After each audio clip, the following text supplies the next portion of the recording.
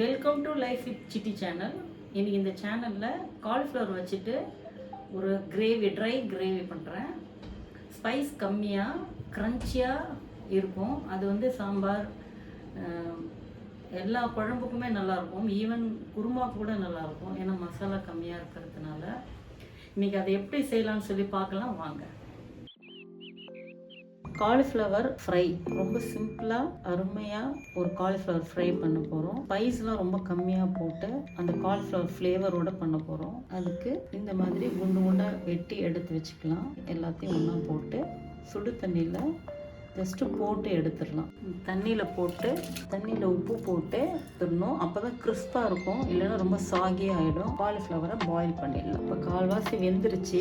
ரொம்ப வேக வைக்கக்கூடாது, அப்போ தான் கிறிஸ்பியாக இருக்கும், க்ரன்ச்சியாக இருக்கும். இப்போ இதை வடிகட்டிடலாம். நம்ம இமீடியட்டாக வடிகட்டணும், ரொம்ப நேரம் வச்சுருக்கக்கூடாது, உடனே வடிகட்டிடணும். ஃப்ரை பண்ணுறதுக்கு தேவையான பொருளை ரெடி பண்ணலாம். காலிஃப்ளவர் கிரேவிக்கு சோம்பு 1 ஸ்பூனு, சீரகம் 1 ஸ்பூனு, மிளகு 1 ஸ்பூனு, கசகசா 1 ஸ்பூனு, ஒரு சின்ன துண்டு இஞ்சி, தக்காளி, இதெல்லாம் மிக்சியில் போட்டு நல்லா நைஸாக அரைச்சிட்டு வந்துடலாம். எனி வெஜிடபிள் ஆயில் ஊற்றிக்கலாம். சன்ஃப்ளவர் ஆயில் இல்லைன்னா கடலெண்ணெய் யூஸ் பண்ணலாம். அதோட கொஞ்சமாக தேங்காய் எண்ணெய் யூஸ் பண்ணுறோம். தேங்காய் எண்ணெய் நல்லதுன்னு சொல்கிறாங்க. நம்ம எல்லாமே அளவாக தான் யூஸ் பண்ணுறோம், கொஞ்சமாக யூஸ் பண்ணுறோம். இப்போ ரொம்ப கிரேவி ரொம்ப கலர்ஃபுல்லாகவும் இல்லை, நல்ல ஒரு ஃப்ரை பண்ணி வரணும்னா நிறைய ஆயில் யூஸ் பண்ணணும். இப்போ நம்மளுக்கு அந்த மாதிரி தேவையில்லை, ரொம்ப சிம்பிளான ரெசிபி, அதனால் கம்மியாக யூஸ் பண்ணால் போதும். இதுக்கு கொஞ்சம் கருவேப்பிலை போடுறேன். ஃபஸ்ட்டு தாளிக்கிறதுக்கு கருவேப்பிலை,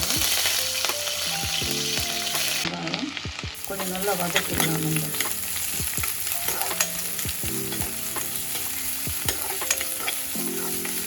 நல்லா வதக்கிட்டோம். இதுக்கு நான் இஞ்சி பூண்டு பேஸ்ட்லாம் யூஸ் பண்ணலை, இஞ்சி மாத்திரம் நான் அரைச்சிருக்கேன். அதனால் இஞ்சி பூண்டு பேஸ்ட்லாம் நான் யூஸ் பண்ணலை. மிக்ஸி கழுவுன தண்ணி கொஞ்சம் ஊற்றி விட்டுடலாம். கொஞ்சமாக உப்பு போடலாம். ஏற்கனவே நம்ம காலிஃப்ளவர் வேக வைக்கும்போது கொஞ்சம் உப்பு போட்டிருக்கோம், அதனால் பார்த்து உப்பு போடணும்.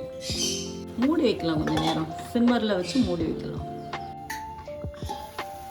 மசாலா ரெடி ஆகிடுச்சு. இப்போ இதில் நம்ம காலிஃப்ளவரில் கொஞ்சம் தண்ணி இருக்கும், அதனால் இப்போ நம்ம தண்ணியெலாம் தெளிக்க வேண்டாம். இது ட்ரை கிரேவியாக இருக்கும். கொஞ்சம் இந்த நேரத்தில் இது நல்லா மசாலா எல்லா காய்க்கும் படுற மாதிரி வச்சு கொஞ்சம் நேரம் மூடி வச்சிடலாம். இது ஆல்மோஸ்ட் ரெடி ஆகிடுச்சு.